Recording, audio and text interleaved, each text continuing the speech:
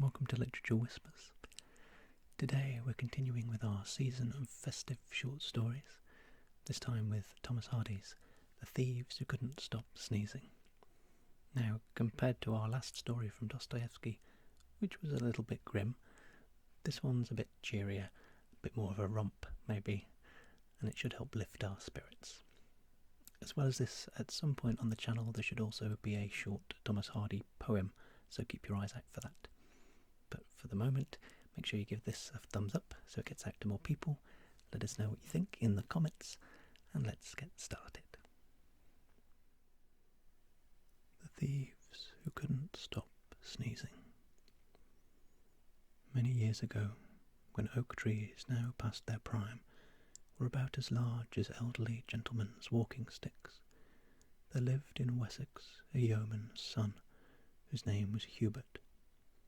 He was about 14 years of age, and was as remarkable for his candour and lightness of heart as for his physical courage, of which, indeed, he was a little vain. One cold Christmas Eve, his father, having no other help at hand, sent him on an important errand to a small town several miles from home. He travelled on horseback, and was detained by the business to the late hour in the evening. At last, however, it was completed. He returned to the inn, the horse was saddled, and he started on his way. His journey homeward lay through the Vale of Blackmoor, a fertile but somewhat lonely district, with heavy clay roads and crooked lanes. In those days, too, a great part of it was thickly wooded. It must have been about 9 o'clock when, riding along amid the overhanging trees upon his stout-legged cob, Jerry, and singing a Christmas carol to be in harmony with the season, Hubert fancied that he heard a noise among the boughs.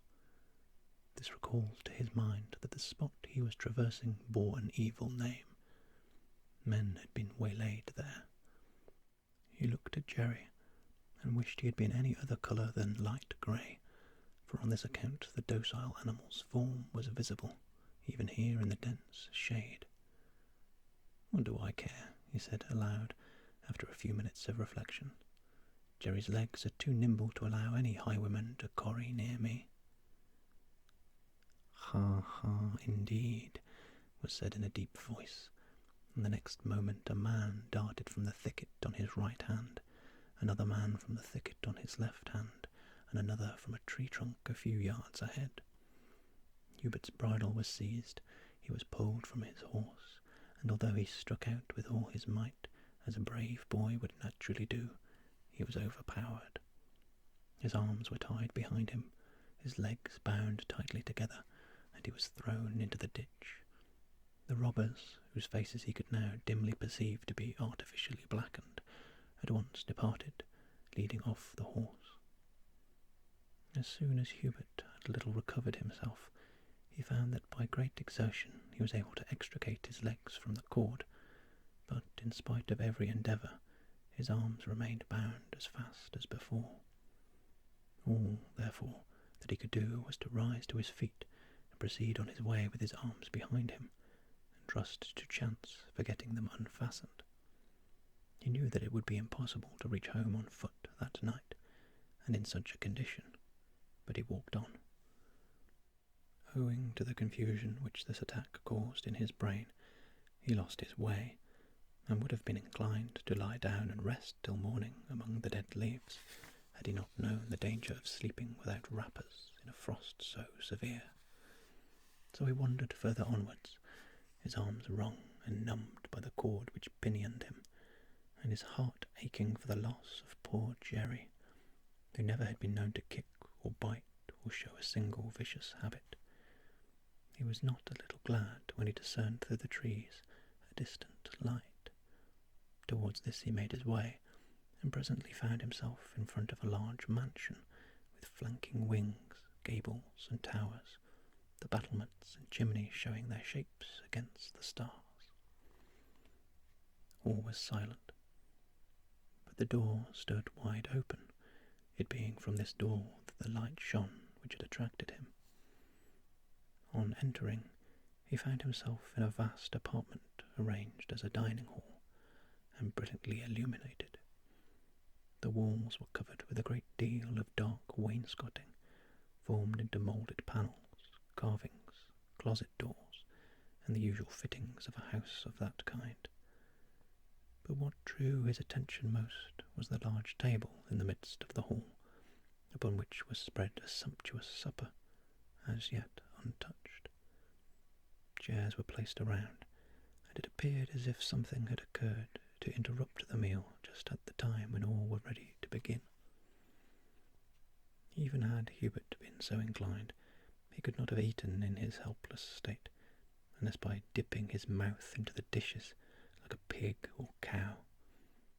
He wished first to obtain assistance, and was about to penetrate further into the house for that purpose, when he heard hasty footsteps in the porch and the words, "Be quick," uttered in the deep voice which had reached him when he was dragged from the horse.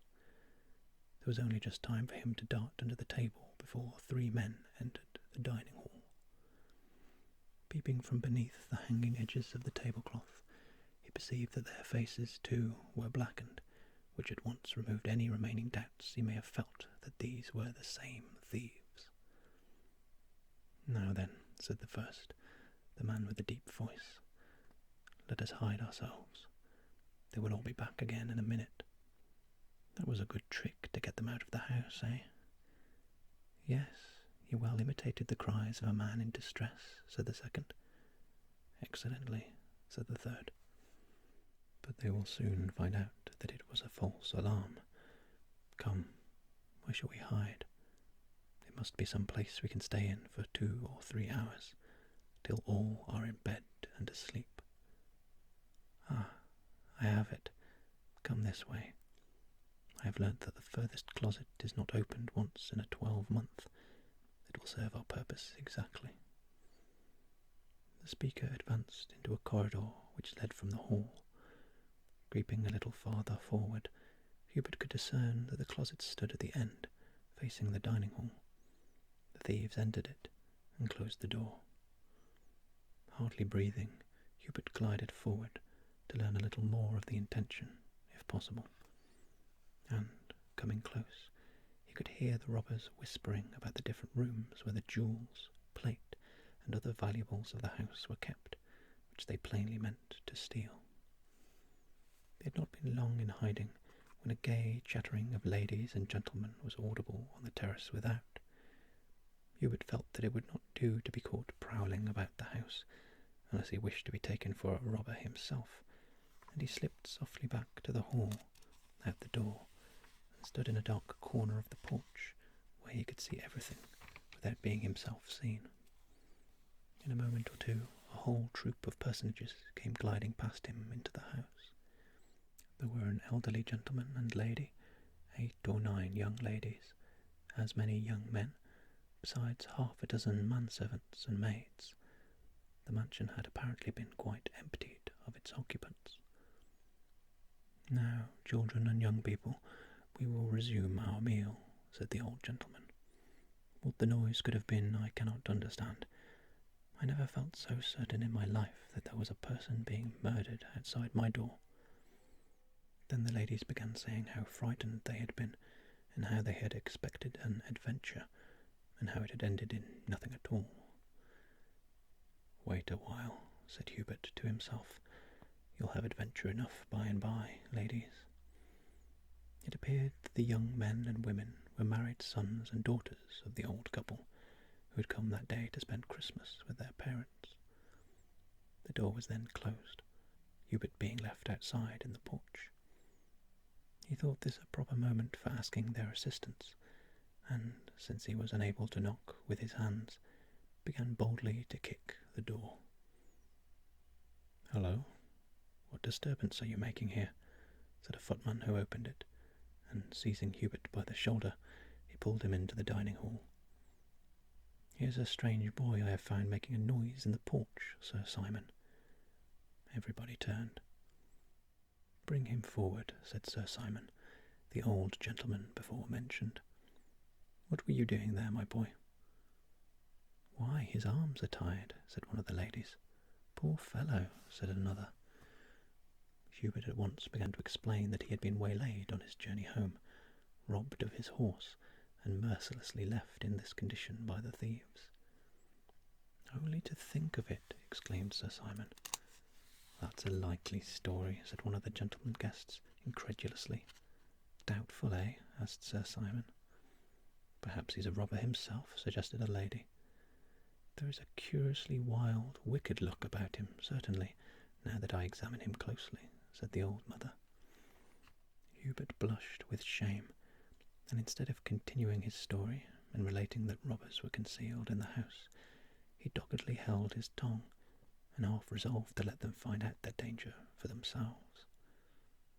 "Well, untie him," said Sir Simon. "Come, since it is Christmas Eve, we'll treat him well. Here, my lad, sit down in that empty seat at the bottom of the table, and make as good a meal as you can. When you've had your fill, we will listen to more particulars of your story." The feast then proceeded, and Hubert, now at liberty, was not at all sorry to join in. The more they ate and drank, the merrier did the company become. The wine flowed freely, the logs flared up the chimney, the ladies laughed at the gentlemen's stories. In short, all went as noisily and happily as a Christmas gathering in old times possibly could do. Hubert, in spite of his hurt feelings at their doubts of his honesty, could not help being warmed both in mind and in body by the good cheer, the scene, and the example of hilarity set by his neighbours. At last he laughed as heartily at their stories and repartees as the old baronet, Sir Simon himself. When the meal was almost over, one of the sons, who had drunk a little too much wine, after the manner of men in that century, said to Hubert, "Well, my boy, how are you? Can you take a pinch of snuff?" He held out one of the snuff boxes, which were then becoming common among young and old throughout the country. "Thank you," said Hubert, accepting a pinch. "Tell the ladies who you are, what you are made of, and what you can do," the young man continued, slapping Hubert upon the shoulder. "Certainly," said our hero, drawing himself up and thinking it best to put a bold face on the matter. "I am a travelling magician." "Indeed. What shall we hear next? Can you call up spirits from the vasty deep, young wizard?" "I can conjure up a tempest in a cupboard," Hubert replied. "Ha ha," said the old baronet, pleasantly rubbing his hands. "We must see this performance. Girls, don't go away. There's something to be seen." "Not dangerous, I hope," said the old lady. Hubert rose from the table. "Hand me your snuff-box, please," he said to the young man who had made free with him. "And now," he continued, "without the least noise, follow me. If any of you speak, it will break the spell." They promised obedience. He entered the corridor, and, taking off his shoes, went on tiptoe to the closet door, the guests advancing in a silent group at a little distance behind him. Hubert next placed a stool in front of the door, and, by standing upon it, was tall enough to reach to the top. He then, just as noiselessly, poured all the snuff from the box along the upper edge of the door, and with a few short puffs of breath blew the snuff through the chink into the interior of the closet. He held up his finger to the assembly, that they might be silent. "Dear me, what's that?" said the old lady, after a minute or two had elapsed. A suppressed sneeze had come from inside the closet. Hubert held up his finger again. "How very singular," whispered Sir Simon. "This is most interesting." Hubert took advantage of the moment to gently slide the bolt of the closet door into its place. "More snuff," he said, calmly. "More snuff," said Sir Simon. 2 or 3 gentlemen passed their boxes, and the contents were blown in at the top of the closet. Another sneeze, not quite so well suppressed as the first, was heard. Then another, which seemed to say that it would not be suppressed under any circumstances whatever. At length there arose a perfect storm of sneezes. "Excellent, excellent for one so young," said Sir Simon. "I am much interested in this trick of throwing the voice, called, I believe, ventriloquism." "More snuff," said Hubert. "More snuff," said Sir Simon. Sir Simon's man brought a large jar of the best scented Scotch. Hubert once more charged the upper chink of the closet and blew the snuff into the interior as before. Again he charged, and again, emptying the whole contents of the jar. The tumult of sneezes became really extraordinary to listen to. There was no cessation. It was like wind, rain, and sea battling in a hurricane. "I believe there are men inside, and that it is no trick at all," exclaimed Sir Simon, the truth flashing on him. "There are," said Hubert. "They are come to rob the house, and they are the same who stole my horse." The sneezes changed to spasmodic groans.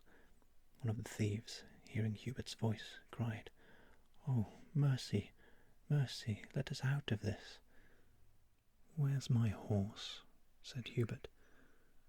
"Tied to the tree in the hollow behind Short's gibbet.